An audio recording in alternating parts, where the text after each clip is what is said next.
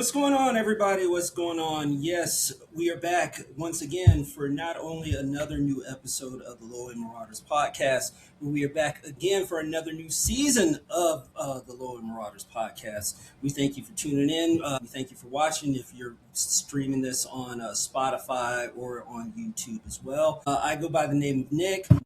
Not with me here, but definitely here with me in spirit is both Jared and Kyle. We're still trying to work things out on trying to get them back with the show. Apologies for the long layoff, but we are back again with more new hip hop content, more new everything in between. Since, like I said, we did have a little bit of a long layoff.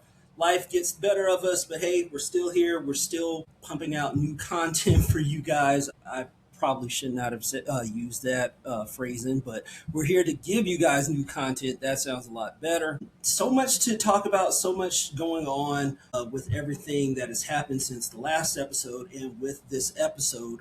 Which is going on right now. I will try to cover everything that has happened in between, from J. Cole's podcast runs to promote his fall off tour that's going on as we speak. We'll talk about Drake's Iceman record and how he dropped three projects. I'll give you my take, my unbiased take on that. What else has happened? We're going to talk about, obviously the whole Lupe Fiasco versus Kendrick Lamar lyrical debate, man, and just so much. But first, let's get into what everyone has been talking about these last couple days, which happened this past weekend, as a matter of fact, over at Yankee Stadium in New York. A lot of people have been talking, and I've been watching along with Jared and Kyle, clips of Jay-Z's 30th anniversary residency, 3-night residency, I guess you could say, over at Yankee Stadium. And man, just from the clips itself, like, I would have sold a kidney just to have myself, Jared, and Kyle all just go there, just experience, just one night of concert that he had out of those 3 days that he just had people going crazy over in Yankee Stadium. So with the 3 nights that he had, they were pretty much divided into, I guess you could say, 3 specific nights. Night 1, which was Friday night, that was him celebrating the 30th anniversary of his first album, Reasonable Doubt. Night 2 was pretty much dedicated to Blueprint, which turns 25 years old this September. Yeah, September. Yeah, I do remember that being released September 11th, 2001. And then for night 3, I honestly thought that before reading the lineups and what was going to happen in night 3, that this was going to be a celebration of the Black Album, since that album is turning, I want to say, 20 years old after 2021, somewhere after this year. But anyway, that night 3 was pretty much divided into an extra innings type of night, too, with him performing collaborations and bringing people on stage. We'll break all that down in a little bit. So, like I said, for night 1, it was a celebration of his first album, Reasonable Doubt. A lot of people joined him on stage too. One of my biggest surprises that joined him on stage was his mentor, Jazz O, who joined him on there too. He also had former rival turned friend Nas jump on stage with him to perform, The World Is Yours, New York State of Mind, and pretty much to, just have a good time with Hov on stage. He brought out the Misses to perform Mary J. Blige's chorus, I guess you could call it, to Can't Not the Hustle. He also did songs like Politics as Usual, even throwing it back with Brooklyn's Finest, which also had, from what I've been reading about, like a superimposed image of B.I.G. on the screen with him as well too, so that was definitely a good look. He also had his daughter Blue Ivy on stage too, playing the piano and playing pretty much the I guess you could say, like, the melody to Feeling It, which is another great song off that very first album. He's also had, one of his friends, not Beanie Siegel, I'm sorry,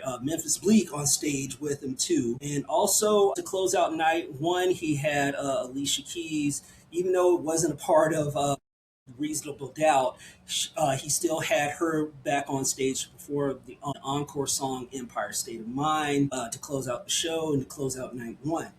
So now we go on to night two. Night two pretty much had him performing classics off of his Blueprint album. And with that, he pretty much had a surprise appearance from rapper Slick Rick to perform some of his classics from back in the day. You know, The Ruler's Back and La Di Da Di as well too. So that was also a very good look for him to have there too. Another surprise that happened during night two was Eminem joining him on stage to perform some of his hits like Lose Yourself, and then to have them both going back and forth trading bars on the the disputed Renegade track, which had people, and I still remember to this day, arguing way back in middle school for me about who had the better verse on that track. I'll leave that to you to decide on who did. But yeah, also a great look from Eminem. Also, longtime collaborator, producer, and rapper Pharrell Williams joined him on stage too to perform a couple of their classic tracks like Allure off said Black album, Frontin', I Just Wanna Love You, which is one of Hov's biggest tracks in my opinion, and just a couple other tracks on there too, just to please and have the fans go home happy for night two. But then when night three came along, it started off with a lot of controversy. From what I've been reading, the show was originally supposed to start at 8 o'clock Eastern Time. But it didn't go off, the show didn't start till almost 12:30 that night. So when the show finally did get started, that's when Jay Z got on stage and pretty much explained to everyone in the audience and apologized to the audience about why the show was so late, and that he apologized because he explained that people were trying to rush into the stadium to get whether it was seating, merch. It wasn't specified clearly enough that somebody tried rushing into the gates, and then that's when security pretty much had to shut everyone out, lock down the gates to make sure there wasn't a pretty much, I guess you could say, another Astroworld tragedy incident that happened, and another crowd crushing that happened that night. So with Hov saying, he's sorry for that, but I do applaud and I do commend him for preventing something like that happening again. Was the 4.5 hour wait time worth it?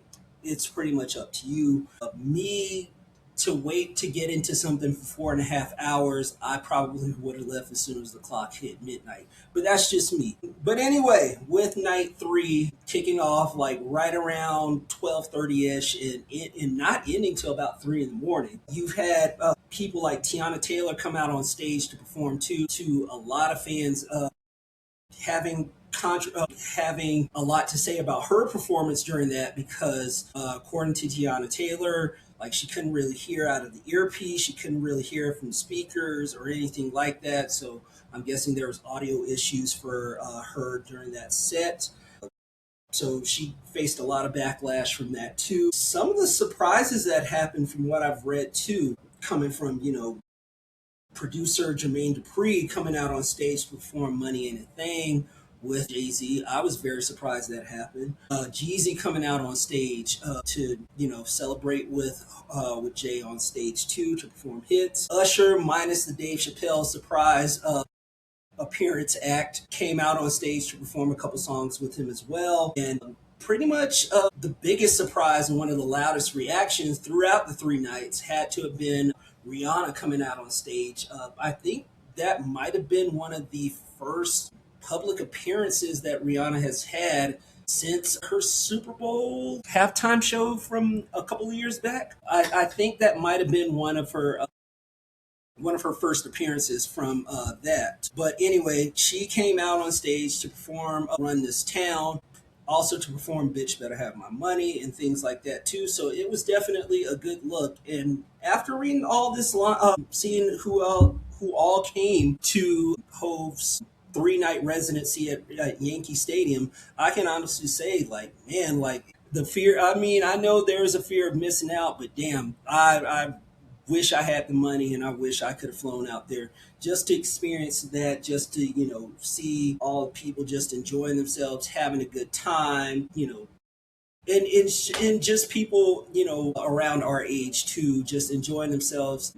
I personally would rather stay away from the merch because after seeing how things were moving from the merch stands and how much they were going for, I was just like, it's probably not worth it. I mean, and plus, I think you could probably buy some of the stuff offline too from his I guess you could say his brand paper planes offline.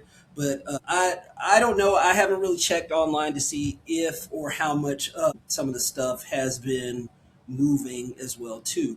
But a lot of people, even though there was a lot of praise for the set list and the collaborators and everything that happened in between, there was a lot of people wondering why some people weren't there. One of the things that I to know was from what I've seen on the Breakfast Club with Memphis Bleak's interview with them. I also wanted to know where Foxy Brown was because I would have killed to have seen her and Hov perform "I'll Be" on stage as well.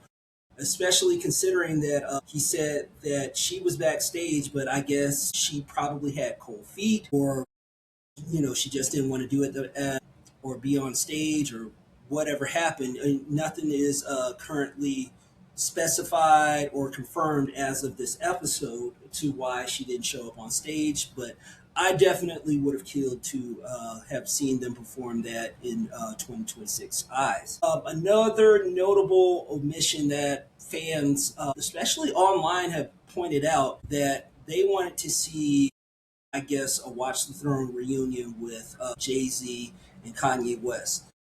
Me personally, I definitely think that Kanye should have not been there. I'm very glad that I don't know if Jay didn't reach out to Kanye or nobody did or they just kind of left him alone.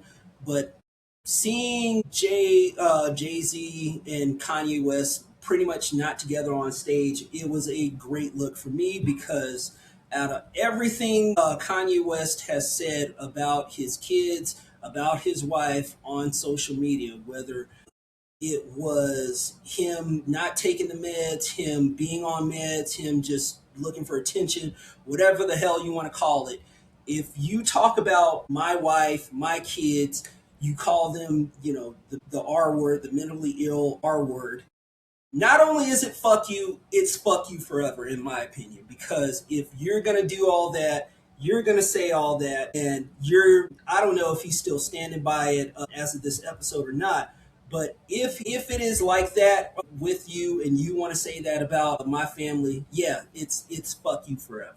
So I pretty much don't blame Jay Z for wanting to have him on stage with him or being around him for that matter, especially since Kanye has been on this little quote unquote redemption tour to try to win back everybody after, the tirades, the social media rants and all this other bullshit that he's been up to too, especially since he recently dropped Bully.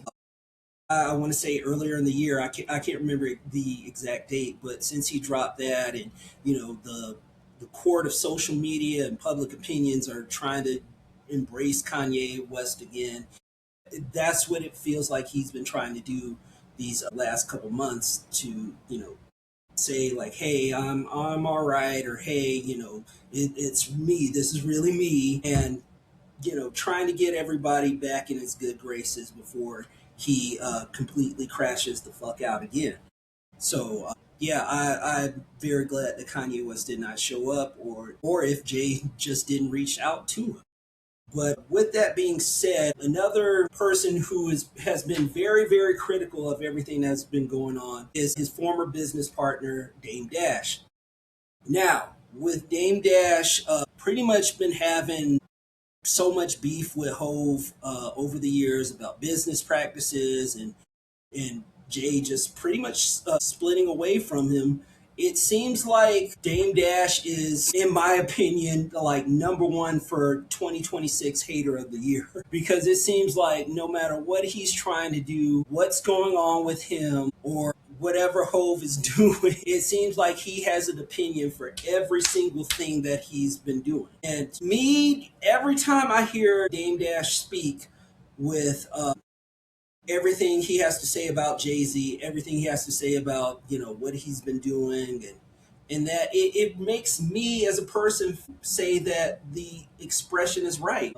Everybody can't go, and I feel like with Jay still having a tight knit relationship with Beanie Siegel, with Memphis Bleak, and all them, uh, it feels like Dame feels like he just wants to be a part of that again. But to me, it feels like he won't let go of the past, and that's what makes makes it seem like it is such hard for me to back him up and agree with some of the things that he says. And it's still grasping it still has me thinking he's still grasping onto relevancy when he can't just do his own thing and just you know fade away from the whole Rockefeller relationship that once was. So with that, I mean, with him criticizing Jay-Z, why you had to show the opening video of your wife cutting your hair or stylizing your hair, since with Jay coming back at the Roots picnic, I want to say a month or 6 weeks from the 3 night residency. He cut off the Basquiat dreads and had the big poof afro, I guess you could call it. I don't know. I'm bald, so I really don't know what you would call that as well. But I guess with him, cutting off the hair, going back to the whole brush cut phase as well. He had a lot to say about why he had to open a video with Beyonce cutting his hair, and why was everything marketed with to have Yankee stuff all over it. And it's just, and the only thing I can really say is Hope said it best. He's not a businessman. He's a business man. So plus with him, slapping, the New York Yankee logo on some of the things that he was selling, it's because they're in Yankee Stadium. I mean, it doesn't take a 6-year-old to figure that out. Plus, I mean, like he also said in Empire State of Mind, excuse me, that he made the Yankee cap more famous than the Yankee did. So it's only right that he had to have thrown that on and have people buy and sell that there at the stadium to make that money and to pay for everything, the 3 nights, and just being a part of history there at Yankee Stadium. Because to rent out, I don't know how much it would cost to rent out a stadium for 3 nights, but I can pretty much assure you that it is pretty expensive to do that. So I can't be mad that he had to set the prices to what they were, and had to get a chunk of the profits as well. But hey, that's business for you, so I can't be too mad about it. But to wrap this up, it was definitely something worth going to, even after seeing the streams on IG, to see the streams on Instagram and things like that too. And man, just seeing like all the stars that came out there too. I remember seeing pictures of Meg the Stallion being there, producer Alchemist, producer Ninth Wonder, LeBron James, who's currently going through his free agency stuff to get his mind off that. And plus, LeBron is a hip hop fan. I mean, he was there at the Pop Out show just a couple years ago too. It was great to see that. And man, just all kinds of people just out there just wanting to see this once in a lifetime type of concert, because who knows when or if we'll see Jay Z do something like this again. Because man, it is definitely going to be a long, long time before Jay steps back on the road again. And also with some of these collaborations and people that came out, I mean, it definitely gave me like this once in a lifetime type of feel. Like I said, with some of the people that came out, I was definitely surprised a little to see Eminem come out the house, because if it's not Dr. Dre or 50 Cent, Eminem is keeping his ass at home and not really going out to to concerts to do collaborations with people as big as Jay Z, in my opinion. So definitely a good look there too. But with that being said, man, great 3 night residency from what I saw. Two great albums plus, the extra inning show being night three for Hove, and man, just appreciate it while you can. And man, I just want to see like how much numbers I guess you could say this New York State did for Jay Z and how profitable it was for him. With that being said, let's go ahead. Let's talk about the entire Lupe Fiasco versus Kendrick Lamar deal. Now, with Lupe, a lot has been said about him on social media, about him saying that even though he respects Kendrick Lamar and he loves what he's doing over his label and the and his former label TDE, he pretty much is doubling down by saying that with everything that's going on, he still thinks that he is the better and more supreme lyricist. And I say that word very, very carefully because, he definitely thinks he is the better lyricist out of him and Kendrick Lamar. Now, with Kendrick Lamar, his pen game is definitely good. Let's not get that confused. Let's not get that fucked up. Especially when, with him holding his own. I don't want to bring up all the Drake versus him stuff that happened because I've covered it enough.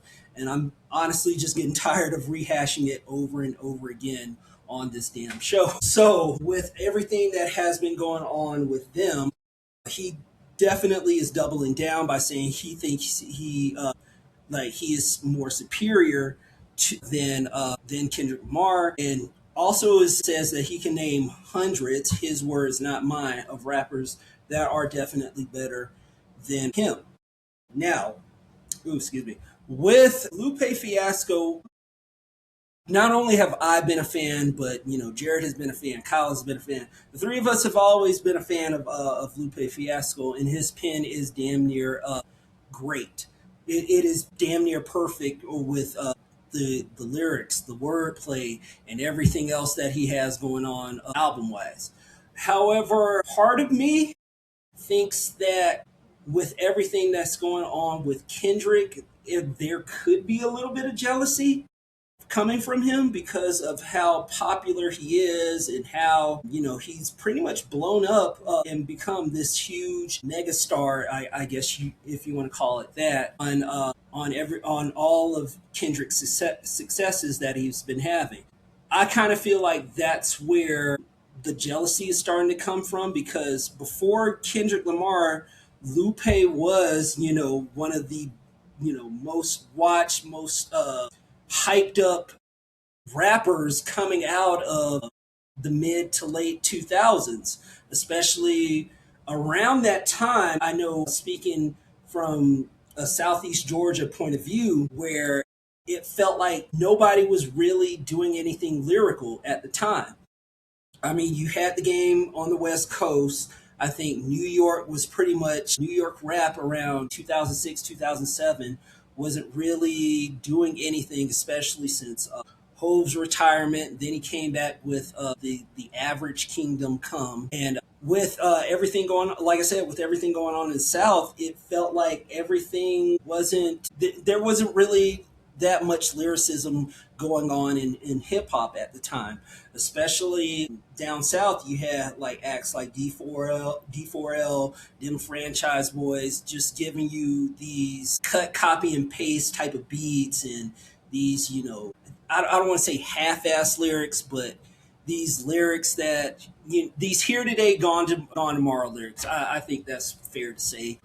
Yeah, yeah, we'll say that. Plus, fast food lyrics, if you want to call it that too. Good when you get it, but then in the long run, it's just like, you know, things like that. But with Lupe coming out, I definitely do remember the hype that he had. I do remember being so like into all of his mixtapes that he had coming out. Revenge of the Nerd and everything else that he was dropping too. And man, it just made me so hyped for that first album. And him having all these doing all these songs and all these things on a emerging platform that we now know as YouTube. And with that being dropped and the era of social media slowly on the rise, Lupe was definitely one to watch for, and I still watch for and listen to some of his stuff even in 2026. I still love Substance Over that he dropped. I want to say late last year, early this year, somewhere around that time. But definitely love that from him. I definitely do love most of his projects too that he's dropped throughout his entire career. And but back to being so hyped up, and I do remember hearing around that time that the first album, Lupe Fiasco's Food and Liquor, got leaked on the internet, and it was such there was such disappointment for me because like damn, like I really wanted to see from buying it because at the time, this is for the younger kids, like we since Spotify wasn't around, and we had like these downloadable torrents like Bearshare, LimeWire, and Napster and things like that. At the time, we had to pretty much flood our parents computer and give it so many viruses just so we can stream and listen to all of these great albums that were coming out, especially for me during the high school era, and for Jared and Kyle, since we were all in high school at the time too. And man, what a time that was. But anyway, with Lupe, just being like this great lyricist, I mean, I just fell for the wordplay. I loved how everything that he was doing. It was just so spectacular at the time, and I don't think there was really an artist at that time who was great with wordplay like Lupe was. Game was great during that era. Hove was steady trying to find his footing again with Kingdom Come. He would later find footing with, I want to say, the follow up album with American Gangster, and how great that was. Go revisit that if you haven't after listening to this episode. But with Lupe, with everything that he was doing and the lyrical wordplay, I felt like he should be where Kendrick Lamar is now. But then, a couple years later, that's when Kendrick Lamar started coming out. That's when he started making noise for the West Coast. I do remember Snoop passing him the torch on stage and seeing that clip, and just him just being so overcome with emotion, and to have your peers saying like, "Okay, now it's your time." And just being so excited and happy for him with everything that was going on. I definitely wanted to see, and hopefully wanted to imagine, a collaboration between the two on a track, but it seems like that never did happen. Because once I definitely do think the turning point for Lupe Fiasco's career, and why he never got as big as Kendrick Lamar, in my opinion, is due to the album Lasers. And with him wanting to have the original Lasers be something that he wanted to have for the first two albums, his record label, Atlantic Records, were just like, no, we want you to do it like that. And with him giving these, radio friendly hits like the show goes on, and Words I Never Said, and with Skylar Grey, and Out of My Head, which with Trey Songz, which still gets tracked from all of us here on the show behind the scenes. But with that, I definitely do feel like that was the turning point on how Lupe Fiasco's career kind of went sideways. I don't want to say he completely fell off the cliff with him dropping that album. No, I definitely do think with that happening, that's when Kendrick Lamar's rise slowly but surely started to come up. With him dropping Section 80, I want to say that very same year. And then after that, he comes back and he drops Good Kid, Mad City, and that's worldwide acclaim. And, with Lupe fighting along with Atlantic Records, and with that Lasers album, it definitely did leave a good dent, I guess you could say, in his career. And I definitely do think that's why Lupe was never that big of a superstar, I guess you could say, like Kendrick Lamar has been over the past decade. And even though Lupe Fiasco has dropped some great stuff since then, I kind of feel like with everything that he's been dropping, I feel like people just don't appreciate lyricism in rap anymore, especially when you have like people giving the most half-ass double XL freestyles that you see today. People giving the most writing the most half-ass songs that won't that people like me and Jared and Kyle we won't even talk about or won't even care next year, 5 years from now, 10 years from now. And it seems like there's really no effort into that. And with Lupe, I definitely do think that he wants to, get back to having that hype again. But with Kendrick Lamar having superstar status, I guess you could say, and that's where I feel like the jealousy has come from with him. So again, it's nothing. I don't think it's actually rooted in hate. I don't think that Kendrick doesn't hate pay as well too, but I definitely do think that that's where I kind of feel like everything is kind of clashing with Lupe Fiasco. I definitely do think that he wants to get back up to where he has that hype again, and I do want to see them to settle the score. I definitely would love to see like a 20 song or beat verses from the both of them. But I just want you, the listener or viewer, to imagine this. A verses between both men.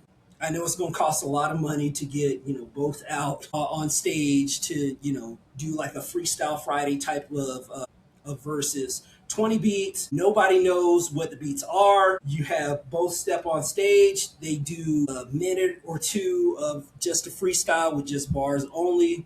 And they go back to the corner. After that, both of them, they leave it to the fans to decide whether it be on social media, whether it be online, where to do with that.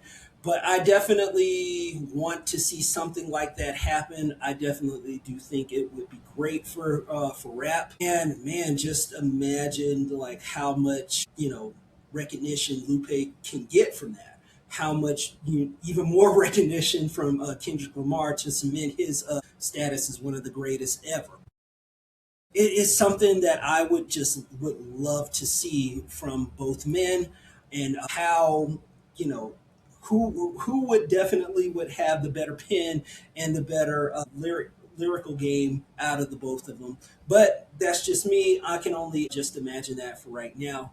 But I do want to see something like that happen, and I do like that punch from Kendrick's former camp, TDE, actually sitting down and talking with Lupe, I guess, behind the scenes, and him going on Twitter to say, hey, it's all love, kind of a misunderstanding. Everything got worked out. Everything's all good.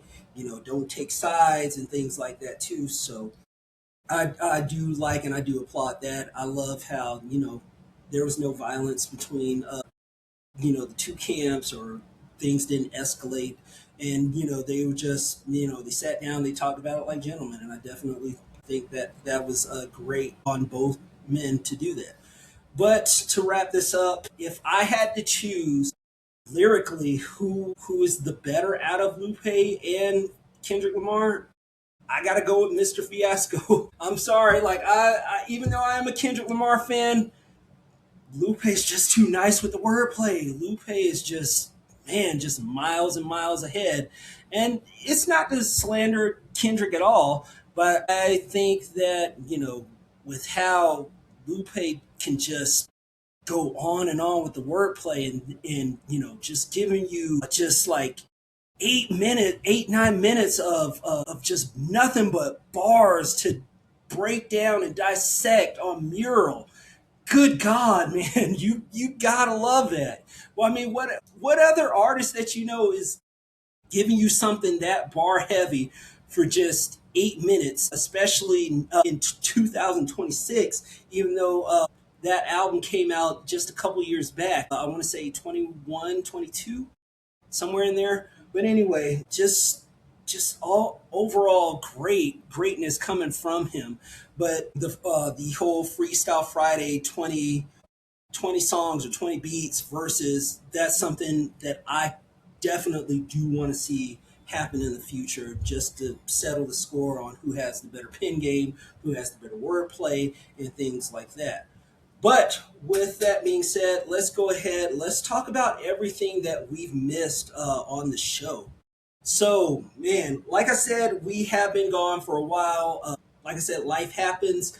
I know I've missed a ton of things that has happened here in rap and things like that too. So I'll try to give my opinion on some of the things that have happened real quick.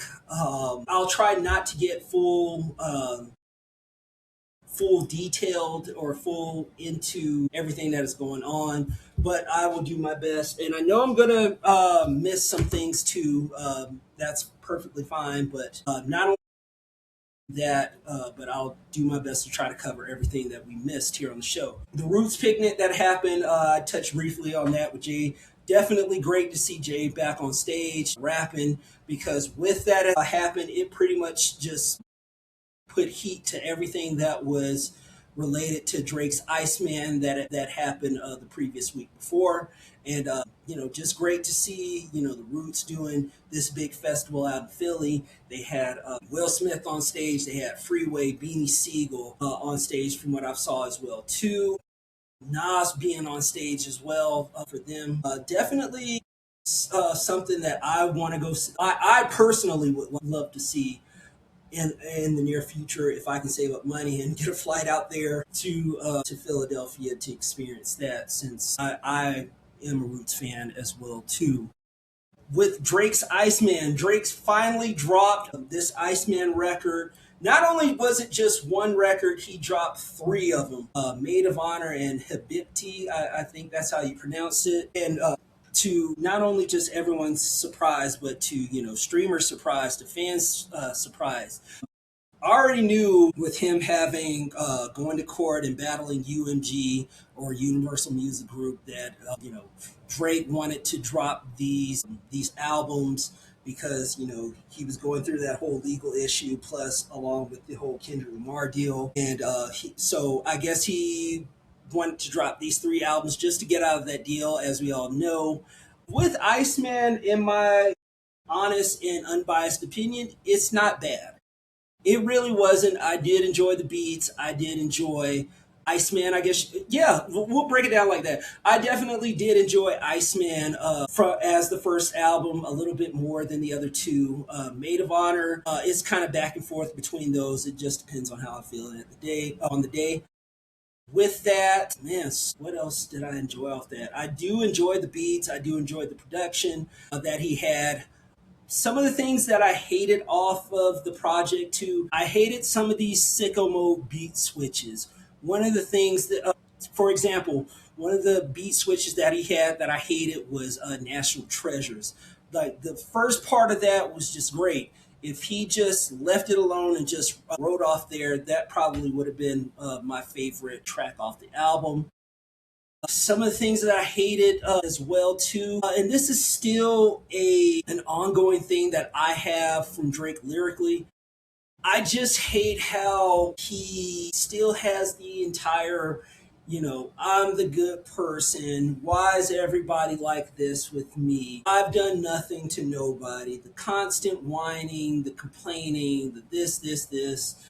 I swear I'm a good person. And to hear him do this on these albums, it's just so tiring and it's just so frustrating because it's like, man, like you're the same age as everybody here on this show, except he turns 40 this year, I believe, and you're still playing the victim card. It's just like, man, like we don't want to hear that. Just me personally, just give me something more adult oriented.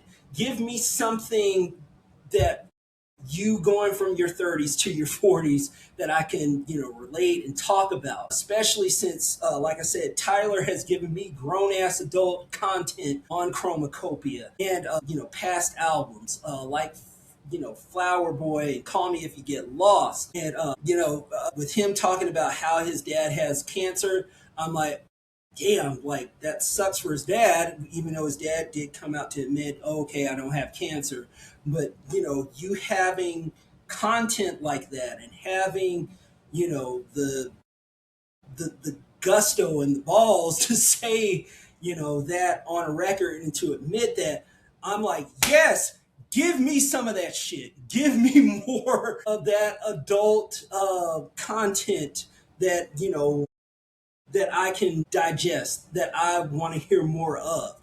Not to say that his dad having cancer and now not having it is a good thing, because I don't wish that on him, but give me more, something that I can relate to, or something that other people can relate to.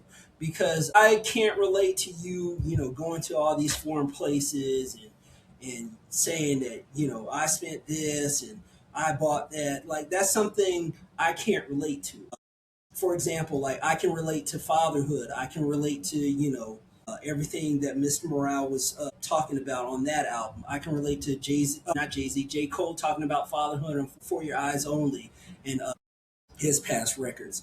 But with Iceman, my conclusion is that it's not a bad record. It really isn't a bad record. And another thing I also hate, before I move on, is that I did not want to hear him try to revive Dead Beef. And then also trying to, revive something with Pusha T off one of the songs. I can't remember which one it was too. Because it's just giving, it's giving, like, my God, man, just let it go. Let it go is all I can really say from that. I mean, just take those two L's and just move on about your life. Maybe Iceman would have hit a little bit better if he didn't, try to go back and forth with Kendrick.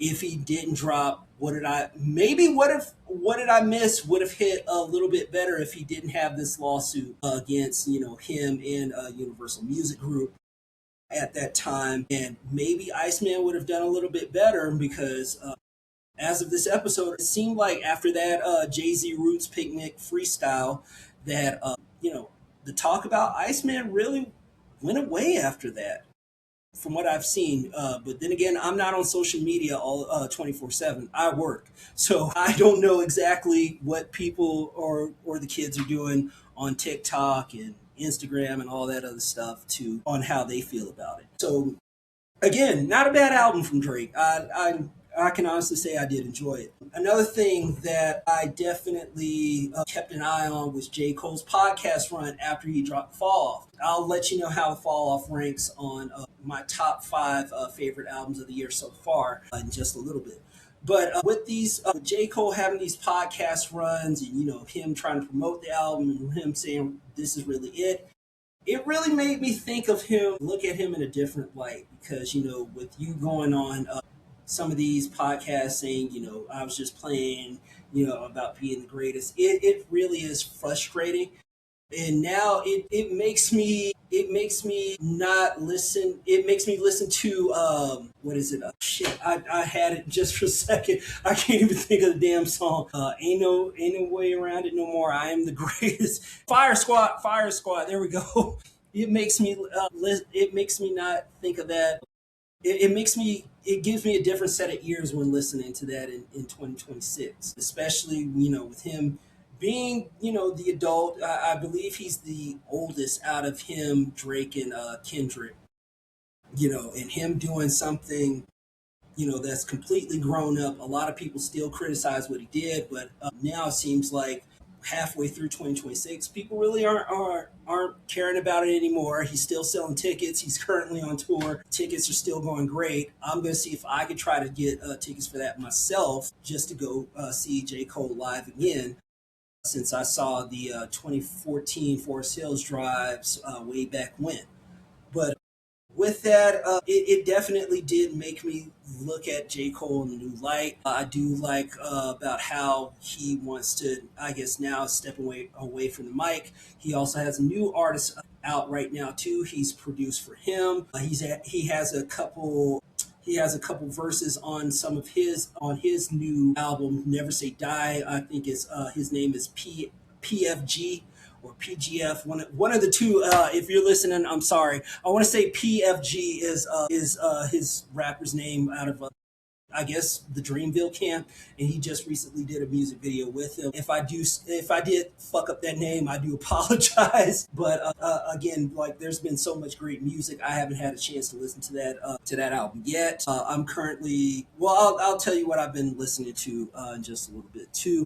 But with Cole doing all this, and now having also, this was also a great way to promote the fall off too, with him having his little car and just going around giving people and giving fans physical CDs, and I also think he was doing cassettes as well too, to to certain places here in the U.S. And then having his little Honda breakdown in Phoenix, Arizona as well too. I definitely thought that was a great way to promote and to market the album too, because you really don't see people doing something that I guess you could say outlandish, or something that great for the fans anymore as well too. So I thought that was a great way for him to do that for the fans, and yeah, just great on his part. Love the fall off. I'll get to that again in a little bit. Definitely such a great way to have people keep an eye and to buy and listen to the product again. If you haven't listened to the fall off, go listen to it. Plus, what the hell's wrong with you? It's still a great album, still holds up. Another thing I want to talk about real quick before I get into my 5 favorite albums is the BET Awards. Now, these last couple of years, I personally have had problems with the BET Awards, pretty much with them, having a longer than normal runtime. But I felt like with this year and them having, I want to say it was 3.5 hours to three hours and 45 minutes.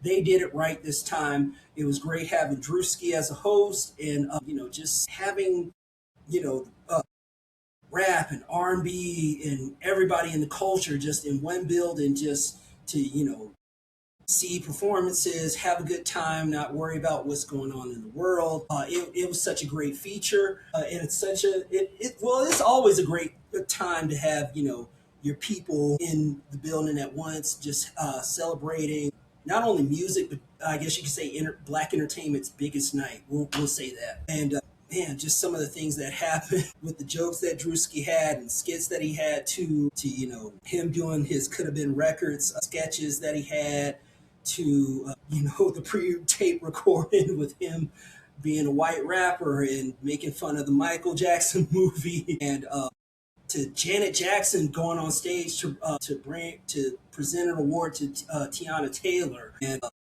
man, just Lauryn Hill having hits too, and having her own son perform on stage as a tribute to her, and just going back and listening to some of the songs that Lauryn put out. I mean, even though that she has one album, like man, just the number of hits that she's had, with Fugees, with the Miseducation of Lauryn Hill, and the collaboration she's had, it's just like, man, she has a lot of great music, and man, I was just cracking jokes throughout the entire show. I'm like, oh, okay, so how late is this going to go? Since she has had that tendency of performing so late into performances and into the night, and festivals and things like that too. But man, just great to see that, and man, just well deserved too. And plus, going back to rewatch that performance, man, just hearing about how her song, doo wop, that thing, how it aged in 2026. Man, that's a real slut shaming song, if I do say so myself. Especially if you go back and you reread the lyrics as well too, and it's just like, man, like yeah, that kind of age just a little bit in this day and age, but all in all, just a great show. I'm very happy that this was not a 4+ hour show, because I don't even think shows like the Academy Awards and Grammys, they go way past the 4 hour mark. I could be wrong with the Academy Awards, but what do I know? I'm just talking to you guys through mic and giving my opinion.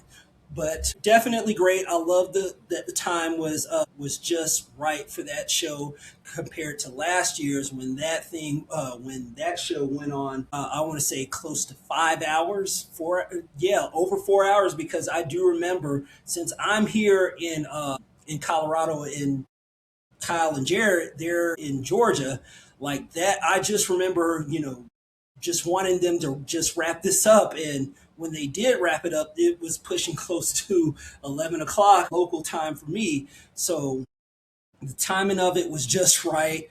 And man, glad to see that it got more viewers since 2019, I believe they said too.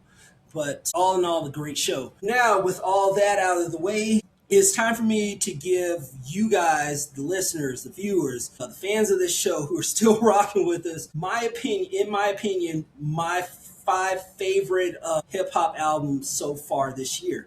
Now, I do have one honorable mention, and that is ASAP Rocky's "Don't Be Dumb" and Drake's "Iceman 2." Both great projects. Like I already told you how I felt about Iceman just a little while ago. With ASAP Rocky's "Don't Be Dumb," some great songs off there too. "Stole Your Flow," which definitely did address the aforementioned Drake. Stay for Life with Brent Fayez on the hook. Definitely my favorite song off that too. Helicopter. I was it's kind of with Punky Rocky, or whatever the first single was called too. But all in all, still a solid album. I may have to go back and re-listen to it again just to see if it'll make my top 10 best albums of the year in just a couple months, since we are halfway through summer.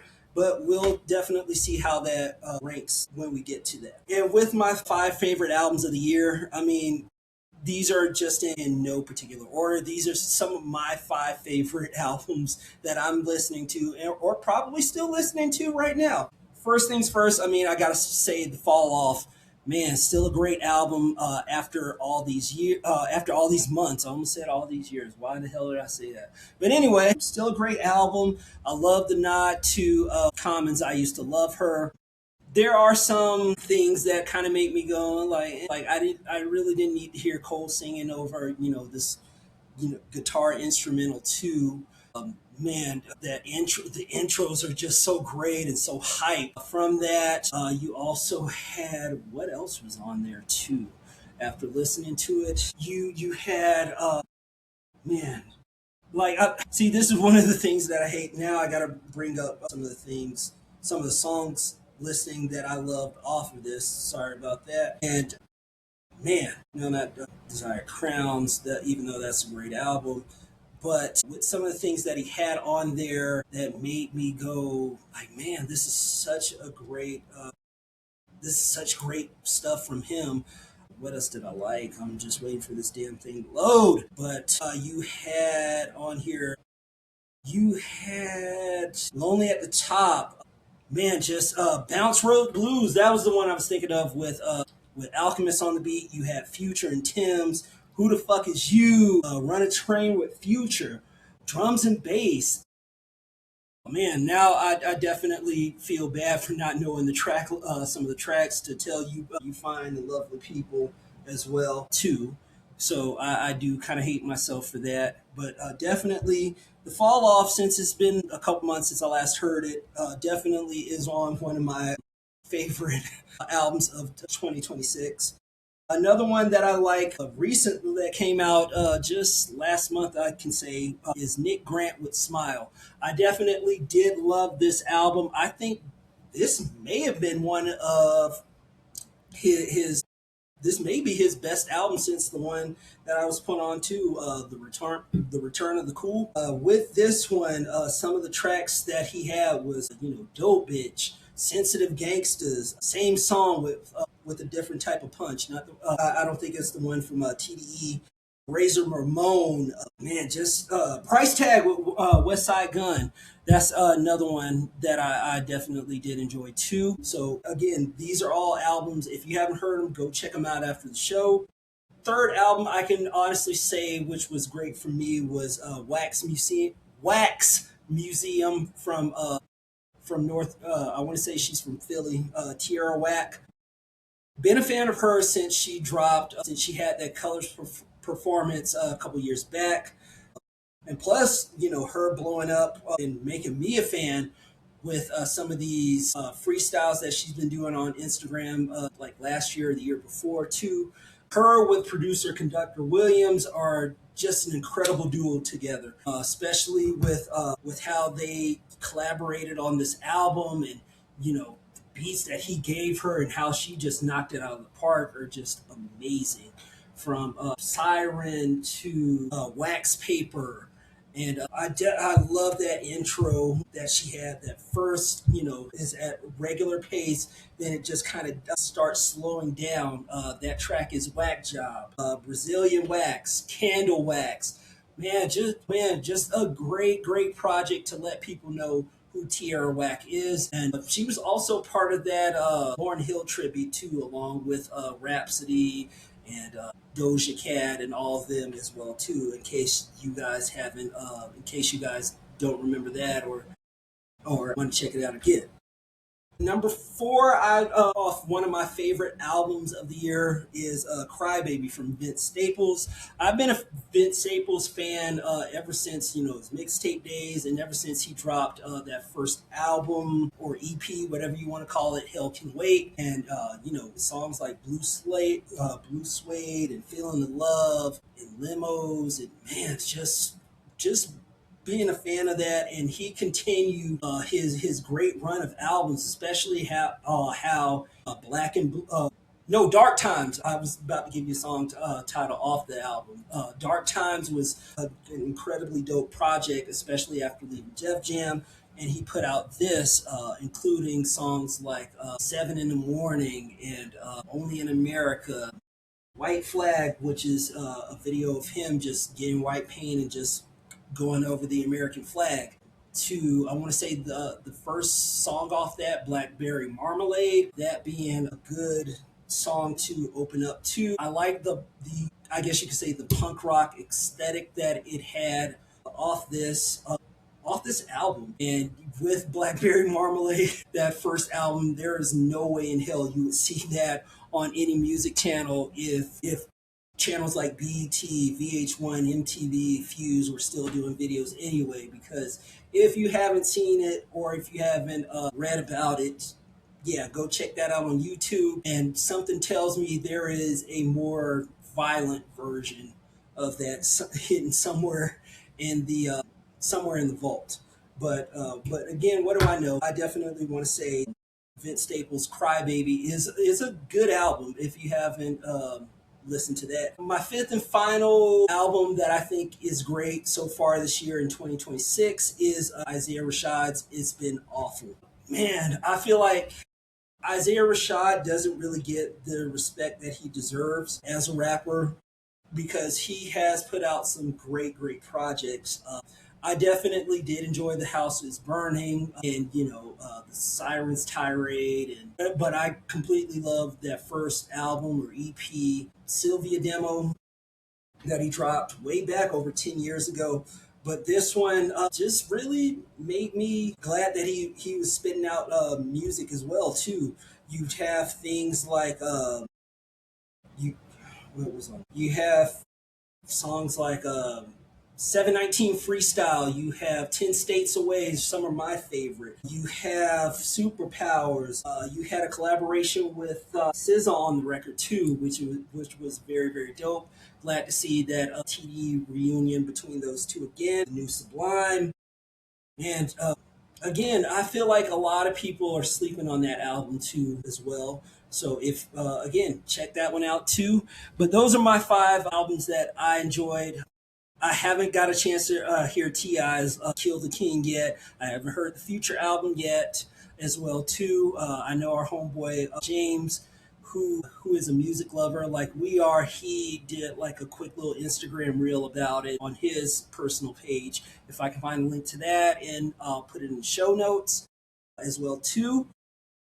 But I believe that pretty much sums it up right there. Before I get out of here, shout outs and album recommendation. Shout out to everybody who's still, subscribe, who's still listening to us, who's still rocking with us, especially after that long layoff. We do apologize. We're trying to get back into the mix. Well, I'm trying to get back, and we're trying to get back into the mix again to give you guys great quality content that you really don't hear from other podcasts out there, hopefully. But definitely thank you guys for still sticking with us, too. I know, sadly, a lot of people aren't with us since our last episode. Rest in peace to the photographer Bob James. I also want to say he was a producer as well too, from doing like a Tribe Called Quest's mixes as well too when they were together. Rest in peace to producer Tate Keith. Who else? I think that pretty much sums it up that I can think of too. I would say Africa Bambaataa, but about reading, but after reading about some of the horrific things that he's done, yeah, that's kind of a great area to say rest in peace to as well too. Album recommendations. What have I been listening to since I've been saying I've been listening to a lot? You know what? I hate that this album is not on Spotify. I hate that this album, I don't think is on Apple Music. What I've been listening to recently, I will give you Most Def's The Ecstatic. This one came out, I want to say 2013, 2012. I was just recently listening to this hours before I started recording, since I've been seeing that that album has been coming out, is now out on vinyl and cassette, thanks to the good people over at Rhyme Sayers, which is an underground hip hop label. I think with them doing that and re-releasing this, it made me want to go back to listen to this album through YouTube. And man, I definitely do think that this is a top 5 project from Most Def. Top 3 too. So some of the tracks that you definitely have to check out and listen to again: History with Talib Kweli, Super Magic, Auditorium with Slick Rick, Roses with, I forget her name, Georgia Ann something. I do apologize for not knowing your full name if she does listen to this as well too. But man, just an incredible album. I hate that this is not a part of streaming services because of what happened with his old label at the time, and hopefully they are trying to fight and dispute this and get this on streaming services, because that's something I would love to see and hear, and that would probably make my 2020 my 2026 right there, just to have that album up there too. But yeah, go check out Most Def's The Ecstatic. If you haven't heard it, I will definitely try to post a link of the entire album that's on YouTube. But other than that, I believe that is it. That is all. That is all there is for me and for everyone here on the show. We thank you guys for listening. We thank you guys for sticking around. We thank you for viewing this. If you're watching us on YouTube or on Spotify, again, we will try to get more content out for you. I am still trying to push to get everybody back on this show. But other than that, we thank you guys for still sticking with us, and we will see you next time for another episode of the Lower Marauders podcast. Thank you for listening and watching. We're out of here. Peace.